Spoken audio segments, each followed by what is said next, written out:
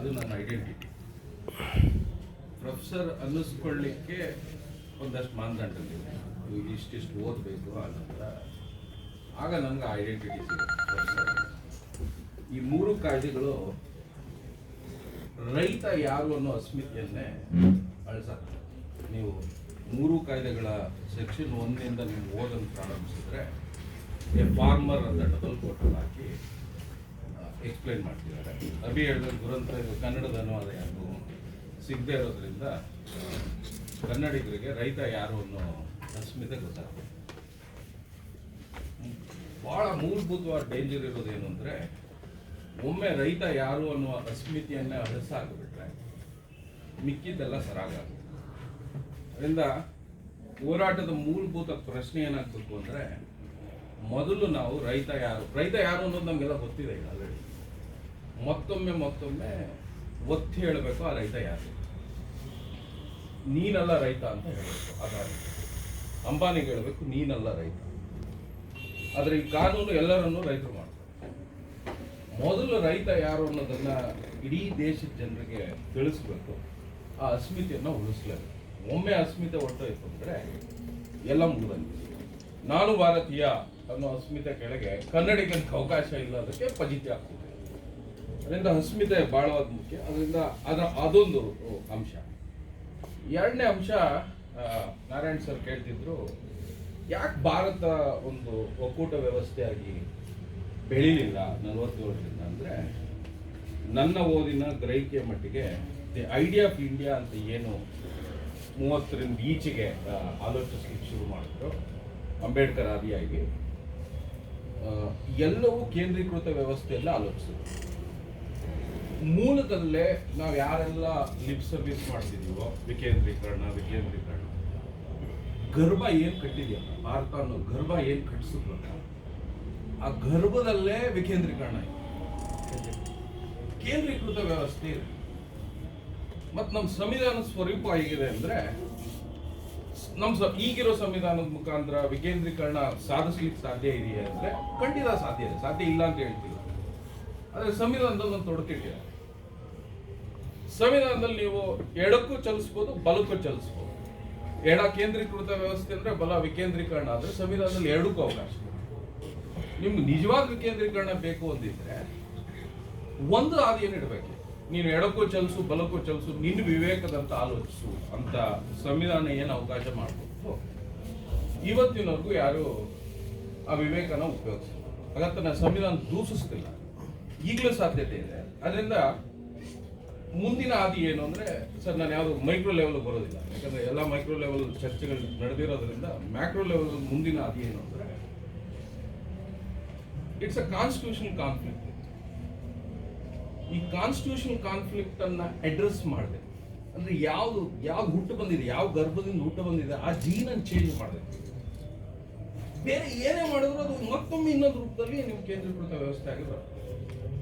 ಅದರಿಂದ ನಮಗೆ ದಕ್ಷಿಣ ಭಾರತೀಯರಿಗೆ ಇಲ್ಲ, ಉತ್ತರ ಭಾರತೀಯರಿಗೂ ಕೂಡ ಎಲ್ಲ ರಾಜ್ಯಗಳಿಗೂ ಅನುಕೂಲ ಆಗುತ್ತೆ. ಇದೇನು ದಕ್ಷಿಣ ಉತ್ತರ ಅಂತಿಲ್ಲ, ಉತ್ತರ ಪ್ರದೇಶ ಬಿಹಾರಕ್ಕೂ ಅನುಕೂಲ ಆಗುತ್ತೆ ಕೇಂದ್ರೀಕರಣ.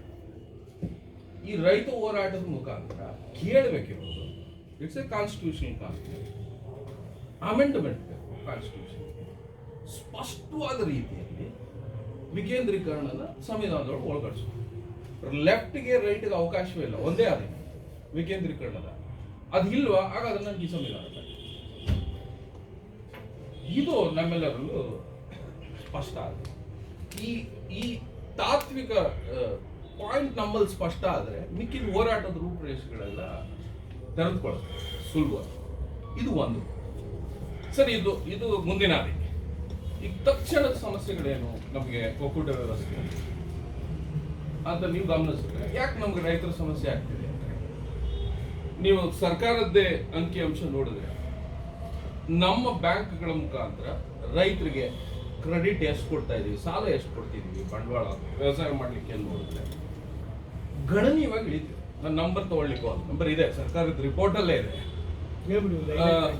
ಗಣನೀಯವಾಗಿ ಇಳಿತಾರೆ. ಸರಿ, ಬ್ಯಾಂಕ್ಗಳ ಸಂಖ್ಯೆ ಹೆಚ್ಚುತ್ತಿದೆಯಾ ಹಳ್ಳಿಗಳಲ್ಲಿ ಅಂತ ಅಂದ್ಕೊಂಡ್ರೆ, ಕಮರ್ಷಿಯಲ್ ಬ್ಯಾಂಕ್ ಆಗ್ಬೋದು, ಕೋಆಪರೇಟಿವ್ ಬ್ಯಾಂಕ್ ಆಗ್ಬೋದು, ಕ್ರೆಡಿಟ್ ಬ್ಯಾಂಕ್ಸ್ ಆಗ್ಬೋದು, ಬ್ಯಾಂಕ್ಗಳ ಸಂಖ್ಯೆ ಕೂಡ ಗಣನೀಯವಾಗಿ ಇಳಿತಾ ಇದೆ. ಮತ್ತು ಹೀರೋ ಬ್ಯಾಂಕಲ್ಲಿ ಕನ್ನಡದವರಿಲ್ಲ, ವ್ಯವಹಾರ ಮಾಡಲಿಕ್ಕೆ ಸಾಧ್ಯ ಇಲ್ಲ. ಆದರೆ ರೈತನಿಗೆ ಸಾಲ ಸಿಗುವ ವ್ಯವಸ್ಥೆಯೇ ಇಲ್ಲದ ಮೇಲೆ ಅವನು ಮುಳುಗೋದ್ರಲ್ಲಿ ಅತ್ಯಾಶ್ಚರ್ಯ. ಈಗ ಒಕ್ಕೂಟ ಸರ್ಕಾರ ಮಾಡ್ತಿರುವ ಬ್ಯಾಂಕಿಂಗ್ ನೀತಿಗಳನ್ನು ನೋಡಿದ್ರೆ ಎಲ್ಲ ಬ್ಯಾಂಕ್ಗಳನ್ನು ಮರ್ಜ್ ಮಾಡಿದ್ಮೇಲೆ ಕ್ಯಾಪಿಟಲ್ ಅಂತ ಏನಿದೆ ಅದು ದೊಡ್ಡ ದೊಡ್ಡ ಇಂಡಸ್ಟ್ರಿಯಲಿಸ್ಟಿಗೆ ಸಿಗ್ಲಿಕ್ಕೆ ಅನುಕೂಲ ಮಾಡ್ತಿರುವಂಥ ವ್ಯವಸ್ಥೆ ಹೊರತು ನನ್ನಂಥ ಮೇಸ್ಟ್ರಿಗೆ, ಕೂಲಿ ಕಾರ್ಮಿಕರಿಗೆ ಸಾಲದ ವ್ಯವಸ್ಥೆಯೇ ಇಲ್ಲ. ಅಂದರೆ ಇದೊಂದು ರಾಜಕೀಯ ಕೇಂದ್ರೀಕೃತ ವ್ಯವಸ್ಥೆ ಅಷ್ಟೇ ಮಾಡ್ತಾ ಇಲ್ಲ, ಆರ್ಥಿಕ ಕೇಂದ್ರೀಕೃತ ವ್ಯವಸ್ಥೆ ಕೂಡ ಮಾಡ್ತಿದ್ದಾರೆ. Capital of a country can be controlled by few people, and if they can control a prime minister, then everything is ಎಲ್ಲವೂ ಸುಲಭ. ಅದರಿಂದ ನಾವು ರಾಜಕೀಯ ವಿಕೇಂದ್ರೀಕರಣದ ಜೊತೆಗೆ ಆರ್ಥಿಕ ವಿಕೇಂದ್ರೀಕರಣದ ಜೊತೆನೂ ಆಲೋಚಿಸಬೇಕು. ಇದಕ್ಕೆ ಮಾದರಿಗಳಿಲ್ವೇ ಜಗತ್ತಲ್ಲಿ ಆರ್ಥಿಕ ವಿಕೇಂದ್ರೀಕರಣಕ್ಕೆ? ಅಂದರೆ ಹಲವಾರು ಮಾದರಿಗಳಿವೆ. ಹೀಗೆ ಬೇರೆ ಬೇರೆ ದೇಶಗಳಲ್ಲಿ ಸ್ಪೇನಲ್ಲಿ ಕೆಟಲೋನಿಯಾ ಟ್ರೈಬ್, ಕೆಟೋಲಿಯಾ ಅಂತೂ 100 ಮುಂದಕ್ಕೆ ಹೋಗ್ತಾರೆ. ಹಲವಾರು ದೇಶಗಳಲ್ಲಿ ಆರ್ಥಿಕ ವಿಕೇಂದ್ರೀಕರಣದ ಬಗ್ಗೆ ಕೂಡ ಆಲೋಚಿಸ್ತಿದ್ದಾರೆ. ಅದರಿಂದ ಈ ಹೋರಾಟಗಳು ರೈತರ ಮೂಲ ಸಮಸ್ಯೆ ಇರೋದು ಕೂಡ ಆರ್ಥಿಕ ಕೇಂದ್ರೀಕರಣದ ಹಿನ್ನೆಲೆಯಲ್ಲಿ. ಅದರಿಂದ ಅದನ್ನು ಹೇಗೆ ವಿಕೇಂದ್ರೀಕರಣ, ಈಗ 15th finance commission report president ಮುಂದೆ ಹೋಗಿದೆ ಸರ್. ಅವ್ರು ಸೈನ್ ಆದ್ಮೇಲೆ ಪಾರ್ಲಿಮೆಂಟಲ್ಲಿ, ಈಗ ಪಾರ್ಲಿಮೆಂಟ್ ಕರೆದಿದ್ರೆ ಟೇಬಲ್ ಆಗ್ತಿತ್ತು, ಅದು ನಮ್ಮೆಲ್ಲರೂ ಓದಕ್ಕೆ ಸಿಗ್ತಿತ್ತು. 15th ಫೈನಾನ್ಸ್ ಕಮಿಷನ್ ಅಲ್ಲಿ ಸ್ಪಷ್ಟವಾಗಿ ಹೇಳಿದ್ದಾರೆ, ಡಿಫೆನ್ಸ್ಗೆ ಸಪರೇಟ್ ರಿಸೋರ್ಸ್ ಎತ್ತಿರ್ತಾರೆ. ಒಮ್ಮೆ ನಿಮಗೆ ಡಿಫೆನ್ಸ್ಗೆ ಸಪರೇಟ್ ರಿಸೋರ್ಸ್ ಎತ್ತಿಡ್ಲಿಕ್ಕೆ ಅವಕಾಶ ಆದರೆ ಇನ್ನು ಎಲ್ಲ ಚಟುವಟಿಕೆಗಳು ಹಣದ ಕೊರತೆ ಸಹಜವಾಗಿರ್ತದೆ. ಯಾಕಂದ್ರೆ ಒಮ್ಮೆ ನಿಮಗೆ ರಕ್ಷಣೆ, ಶತ್ರುವಿನ ಭಯ ಹುಟ್ಟಿಸ್ಬಿಟ್ರೆ ನಿಮ್ಮ ಬಳಿ ಇರೋ ಎಲ್ಲ ಹಣವನ್ನು ಈಗ 15th ಫೈನಾನ್ಸ್ ರಿಪೋರ್ಟ್ ಬಂದಾಗ ಒಕ್ಕೂಟ ಸರ್ಕಾರದ ತಕರಾರೇನು? ನೀನು ವರ್ಟಿಕಲ್ ಡೆವಲ್ಯೂಷನ್ ಮಾಡಪ್ಪ ಅಂದ್ರೆ, ನೀನ್ ನನಗೆ ಹಣ ಕೊಡಯ್ಯ ಅಂದ್ರೆ ಅವನು ತಕರಾರು ಮಾಡೋದು, ನೀನ್ ಪಂಚಾಯತಿ ಕೊಡಲ್ಲ, ಅದಕ್ಕೆ ನಾನು ನಿಂಗೆ ಕೊಡಲ್ಲ. ನಾವು ಇಲ್ಲಿ ವಿಕೇಂದ್ರೀಕರಣ ಮಾತಾಡ್ತೀವಿ ಅಂದ್ರೆ ನಾವು ಸೋತಿದ್ದೀವಿ. ಒಂದು ರಾಜ್ಯ ಸರ್ಕಾರದ ವ್ಯವಸ್ಥೆ ವಿಕೇಂದ್ರೀಕರಣ ಮಾಡಿ ನಮಗೆ ಹಾರಿಜಾಂಟಲ್ ಡೆವಲ್ಯೂಷನ್ ನಾವು ಮಾಡ್ಲಿಕ್ಕೆ ಮಾಡಲಿಲ್ಲ, ಅದಕ್ಕೆ ಅವ್ರು ವರ್ಟಿಕಲ್ ಡೆವಲ್ಯೂಷನ್ ಕೊಡ್ಲಿಕ್ಕೆ ಸಿದ್ಧ ಇದೆ. ಯಾಕೆ ರಾಜ್ಯ ಸರ್ಕಾರಗಳು ಮುನ್ಸಿಪಾಲಿಟಿ ಆಗ್ತಿದೆ ಅಂದ್ರೆ ಸರ್, ಆರ್ಥಿಕ ದೃಷ್ಟಿಯಿಂದ, ರಾಜಕೀಯ ದೃಷ್ಟಿಯಿಂದ ಅವರು ಕರಪ್ಟ್ ಆಗೋದಿಲ್ಲ. ಯಾಕೆ ರಾಜ್ಯ ಸರ್ಕಾರಗಳು ಮುನ್ಸಿಪಾಲಿಟಿ ಆಗ್ತಿದೆ ಅಂದ್ರೆ ಹೆಚ್ಚಿನ ಸಂಪತ್ತು ಸೃಷ್ಟಿಸ್ಕೊಳ್ಳಿಕ್ಕೆ ಇಲ್ಲ ಪಡ್ಕೊಳ್ಳಿಕ್ಕೆ ಸಂವಿಧಾನದ ಕಾನೂನಿನ ಮುಖಾಂತರ ಶಕ್ತಿ ಇರೋದು ಒಕ್ಕೂಟ ಸರ್ಕಾರ. ಯಾಕೆ ಒಬ್ಬ ವ್ಯಕ್ತಿ ಉದ್ದಿಮೆದಾರ ಆಗಕ್ಕಾಗಲ್ಲ ಅಂದ್ರೆ, ಯಾವುದೋ ಒಬ್ಬ ಸಾಮಾನ್ಯ ಕೀಲಾರದಿಂದ ಹುಡುಗನವನು ಈಚೆಗೆ ಯಾಕೆ ಅವನು ಉದ್ದಿಮೆದಾರ ಆಗಕ್ಕೆ ಸಾಧ್ಯ ಇಲ್ಲ ಅಂದ್ರೆ ಕ್ಯಾಪಿಟಲ್ಲೇ ಇಲ್ಲ. There is no capital, it's been centralise, it's been suck from the bottom. ಅದ್ರ ಕ್ಯಾಪಿಟಲ್ಲೇ ಇಲ್ಲ ಅಂದ್ಮೇಲೆ ಯಾವ ಉದ್ದಿಮೆ ಯಾವ ಶುರು ಮಾಡ್ಲಿಕ್ಕೆ ಸಾಧ್ಯ ಇಲ್ಲ, ಎಲ್ಲ ಭಿಕ್ಷುಕರಾಗಿದೆ. ಇದು 2ನೇ ಅಂಶ. ಇನ್ನೊಂದು 3ನೇ ಅಂಶ, ಈ ಕರ್ನಾಟಕದಲ್ಲಿ ಇಸ್ರೇಲ್ ಮಾದರಿ ಹುಚ್ಚು ಬಾಡ ಇದೆ. ಕುಮಾರಸ್ವಾಮಿ ಅವರು ಪ್ರವಾಸ ಹೋಗಿ ಬಂದ್ರು, ಇಸ್ರೇಲ್ ಮಾದರಿಯನ್ನೇ ತರ್ತಿದ್ದ ರೈತರಿಗೆ ಅಂದ್ರು. ಮೊನ್ನೆ ತೇಜಸ್ವಿ ಸೂರ್ಯ ಇಸ್ರೇಲ್ ಅಂಬಾಸಿಡರ್ ಭೇಟಿ ಮಾಡಿ ಇಸ್ರೇಲ್ ಮಾದರಿ ಬೇಕು ಅಂತ ಸುಮ್ಮನೆ ಕುತೂಹಲ ಚೆಕ್ ಮಾಡಿದೆ, ಇಸ್ರೇಲ್ ಅಲ್ಲಿ ಏನಿದೆ ಅಗ್ರಿಕಲ್ಚರ್ ಪರಿಸ್ಥಿತಿ ಅಂತ. ನಮ್ಮ ಪರಿಸ್ಥಿತಿ ನಮಗೆ ಗೊತ್ತಾಗಿದೆ. ಇಸ್ರೇಲ್ ಅಲ್ಲಿ ಅಂದಾಜು 1 ಕೋಟಿ ಜನ ಇದ್ದಾರೆ. ಅದರಲ್ಲಿ ಅಗ್ರಿಕಲ್ಚರ್ ಎಷ್ಟು ವರ್ಕ್ ಫೋರ್ಸ್ ಇದೆ ಅಂದ್ರೆ 2.5%. ಅಂದಾಜು 1.25 ರಿಂದ 2.5 ಲಕ್ಷ ಜನ ಅಗ್ರಿಕಲ್ಚರ್ ಕೆಲಸ ಮಾಡ್ತಿದ್ದಾರೆ. 8% of Israel population is in rural side. ನಮ್ 69 ಇದೆ, ಮಿಕ್ಕಿದೆಲ್ಲ ಅರ್ಬನ್. ಸರಿ, 2.5% 47 ಇದ್ದಾರೆ ಅಂತ ನೋಡಿದ್ರೆ ಇಸ್ರೇಲ್ ಅಲ್ಲಿ 20% ಇದ್ದಿದ್ದು 1965 20% of Israel population was farmers. Now it is 2.5%. Israel ಮಾದರಿ ಏನ್ ಹೇಳ್ತಾ ಇದೆ? ರೈತರೇ ಇಲ್ಲ, ಅವ್ರು ಬೇರೆ ಉದ್ಯೋಗ ಹುಡ್ಕೋಬೇಕು, ಸೆಂಟ್ರಲೈಸ್ ಮಾಡ್ತಾರೆ. ಸರಿ, ಕರ್ನಾಟಕ ಸರ್ಕಾರ ಮೊನ್ನೆ ಚೆಕ್ ಮಾಡಿದೆ, ಕುಮಾರಸ್ವಾಮಿ ಹಿಂದಿನ ಸರ್ಕಾರ 300 ಕೋಟಿ ಅನುದಾನ ಕೊಟ್ಟಿದೆ ಇಸ್ರೇಲ್ ಎಕ್ಸಲೆನ್ಸ್ ಸೆಂಟರ್ಸ್ ಗೆ. ಕರ್ನಾಟಕದಲ್ಲಿ ಅಕ್ರಾಸ್ ಇಂಡಿಯಾ 16 ಎಕ್ಸಲೆನ್ಸ್ ಸೆಂಟರ್ಸ್ ಇದೆ. ಕೋಲಾರಲ್ಲಿ ಒಂದಿದೆ, ಬಾಗಲಕೋಟೆಯಲ್ಲಿ ಒಂದಿದೆ excellence centres. Almost we already spent around 600 crores. ಯಾವುದ್ರಲ್ಲೂ ರಿಸಲ್ಟ್ ಇಲ್ಲ.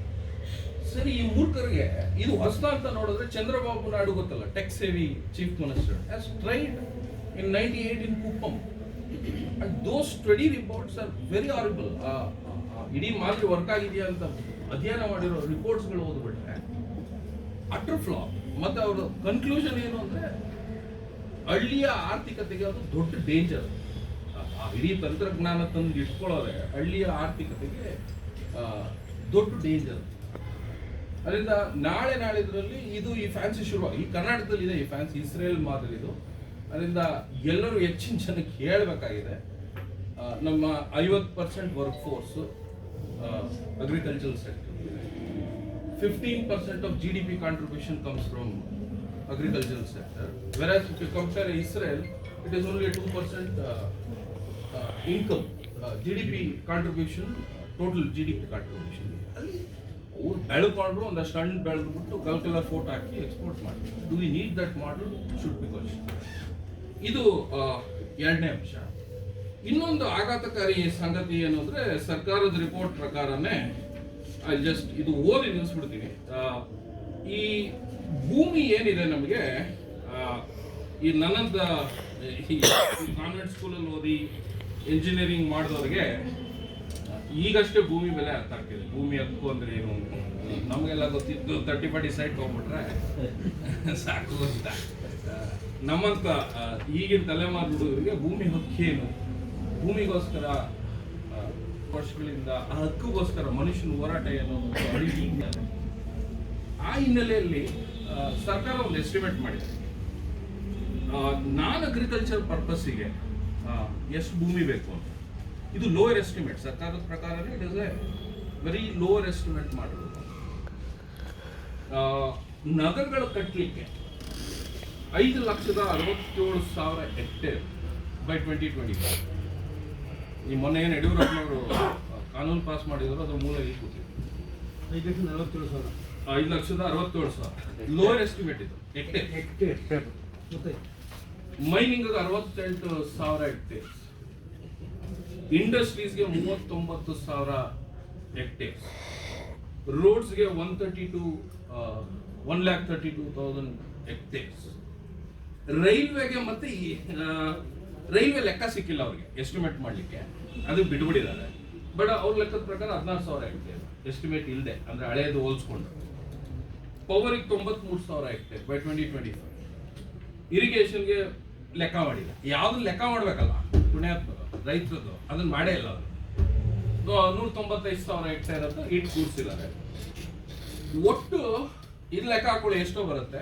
On top of it government has to find 2,20,000 hectares extra for SEZ. ಇದರಲ್ಲಿ SEZ ಎಸ್ಟಿಮೇಟ್ ಇಲ್ಲ. ಈ ಎಲ್ಲ ಯೋಜನೆಗೂ 2 ಲಕ್ಷ ಎಕರೆಯನ್ನ ಸರ್ಕಾರ ಹುಡುಕ್ತಾ ಇದೆ. ಭೂಮಿ ಫೈನೈಟ್, ಭೂಮಿ ಹೆಚ್ಚಿಲ್ಲ ನಮ್ಮ ಹತ್ರ ಇರೋದೆ. ಇದನ್ನ ಹೇಗೆ ನಿವಾರಿಸೋದು? ಇದು ಕರ್ನಾಟಕದ ಸಮಸ್ಯೆ. ಇದೇ ಸಮಸ್ಯೆ ಎಲ್ಲ ರಾಜ್ಯಗಳಲ್ಲೂ ಇದೆ. ಇದೇನು ವ್ಯತ್ಯಾಸ? ಇದನ್ನ ಹೇಗೆ ನಿವಾರಿಸೋದು? ಇದು ಬಹಳ ಆಘಾತಕಾರಿ ಸಂಗತಿ.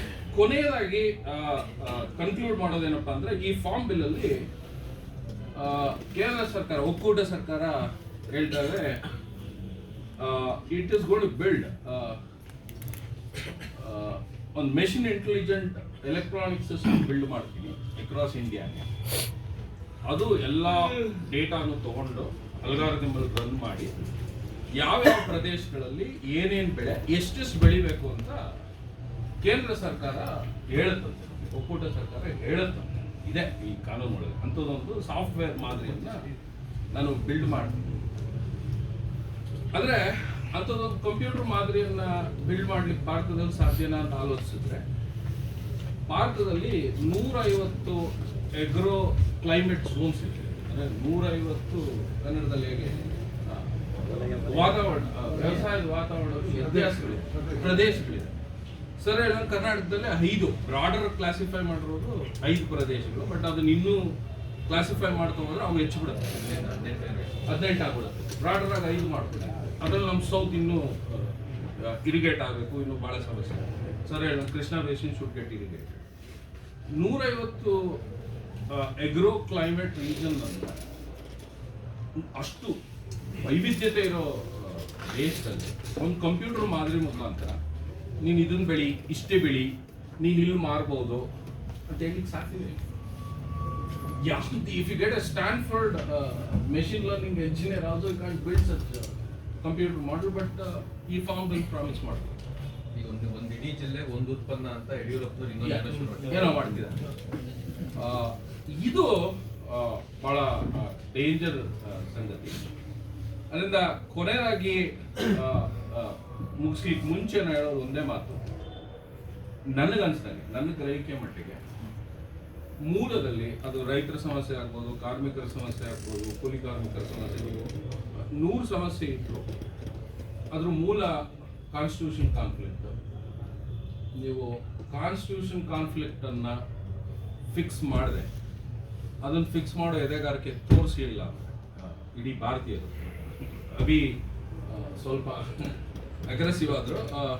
ಇಡೀ ಭಾರತೀಯರು ಈ ಕಾನ್ಸ್ಟಿಟ್ಯೂಷನ್ ಕಾನ್ಫ್ಲಿಕ್ಟ್ ಅನ್ನ ಫಿಕ್ಸ್ ಮಾಡಲಿಕ್ಕೆ ಸಿದ್ಧ ಆಗಲಿಲ್ಲ ಅಂದ್ರೆ ಆನ್ ಟಾಪ್ ಆಫ್ ಇಟ್ ಯಾವುದೇ ಕಾನೂನು ರೂಪಿಸಿ, ಯಾಕೆ ಈ ಕಾನೂನು ವ್ಯಾಲಿಡ್ ಆಗುತ್ತೆ? Because it's aligns with constitution. ಸಂವಿಧಾನದ ಮುಖಾಂತರನೇ ಮಾಡಿರೋದು ಈ ಕಾನೂನು, ಇದೇನು ಅದರಿಂದ ಆಚೆ ಮಾಡಿಲ್ಲ. Constitution supports this. You go and challenge it in the Supreme Court, and tomorrow Supreme Court may say it is valid. ಆಮೇಲೆ ಮಾಡ್ತೀನದ ಆಗಲ್ಲ. ನಮಗೆ ಮೂಲ ಎಲ್ಲಿದೆ? Constitution problem. ದೇರ್ಫೋರ್ ನನ್ನಂಥ ಯುವಕರು ಹಿರಿಯರ ಮಾರ್ಗದರ್ಶನದಲ್ಲಿ ಇನ್ನೊಂದು 10-15 ವರ್ಷ ಆದರೂ, ಸಹಜವಾಗಿ ಮಿಕ್ಕದವರೆಲ್ಲ ಬೇರೆ ಹೋರಾಟಗಳಲ್ಲಿ ಬ್ಯುಸಿ ಇದ್ರು, ಸರಳಾಗಿ ಓದೋರು ತಿಳಿದವರು ಅನ್ನೋದೇನೋ ಸ್ವಲ್ಪ ಮಡಿಮೇಲೆ ಆಗ್ಬಿಡುತ್ತೇನೋ. ಬಟ್ ನಮ್ಮ ನೈತಿಕ ಜವಾಬ್ದಾರಿ ಏನು ಅಂದರೆ, ಇನ್ನು 10 ವರ್ಷಕ್ಕಾದರೂ ಅವರಿಗೆ fix this constitution conflict. If you are able to fix this constitution conflict, I think other issues can be. ನನಗೆ ಹೇಳೋದು ಅದರ್ ಇಶ್ಯೂಸ್ ಹುಟ್ಟೋದೇ ಇಲ್ಲ. ನೀವು ಕಾನ್ಸ್ಟಿಟ್ಯೂಷನ್ ಸರಿ ಮಾಡ್ಕೊಂಡು ಕೂತ್ರೆ ಕಾನೂನು ಅದರ ಆಶಯದಲ್ಲೇ ಮಾಡಬೇಕು. ಅವನು ಅದರ ಆಶಯದಿಂದ ಆಚೆ ಹೋಗ್ಲಿಕ್ಕೆ ಸಾಧ್ಯ ಇಲ್ಲ. ಫಾರ್ಮರ್ ಅನ್ನು ಡಿಫೈನ್ ಮಾಡಿಬಿಟ್ರೆ constitution, if you define who is minority, then there is no problem. Constitution ಒಳಗೆ ಮೈನಾರಿಟಿ ಡಿಫೈನ್ ಆಗಿಲ್ಲ, ಪದ ಡಿಫೈನ್ ಆಗಿಲ್ಲ ಮೈನಾರಿಟಿ ಅಂತ. ಅದಕ್ಕೆ CAA ಗಲಾಟೆ ಶುರು ಆಗುತ್ತೆ. If you go and define who is minority, go and define who is farmer here in a constitution, then no idiot can make any law. Parliament ನಿಲ್ಲಕ್ಕೆ ಸಾಧ್ಯ ಇಲ್ಲ, ಒದ್ದಾಚೆ ತಳ್ಳಾಗ್ಬೋದು. ಅದಕ್ಕೆ ಇದೊಂದು ಕಾನ್ಸ್ಟಿಟ್ಯೂಷನಲ್ ಕಾನ್ಫ್ಲಿಕ್ಟ್. ಮತ್ತೆ ಎಲ್ಲದಕ್ಕೂ ಪರಿಹಾರ ಇರೋದು ವಿಕೇಂದ್ರೀಕರಣದಿಂದ ಮಾತ್ರ. ಅದು ರಾಜಕೀಯ ವಿಕೇಂದ್ರೀಕರಣ, ಅದು ಆರ್ಥಿಕ ವಿಕೇಂದ್ರೀಕರಣ, ಅದು ಸಾಮಾಜಿಕ ವಿಕೇಂದ್ರೀಕರಣ. ನಮ್ಮ ಸಂವಿಧಾನ ಶಕ್ತ ಇಲ್ವೇ ಅಂದ್ರೆ ಖಂಡಿತ ಶಕ್ತ ಇದೆ. Preamble it self is A inspirational thing for us.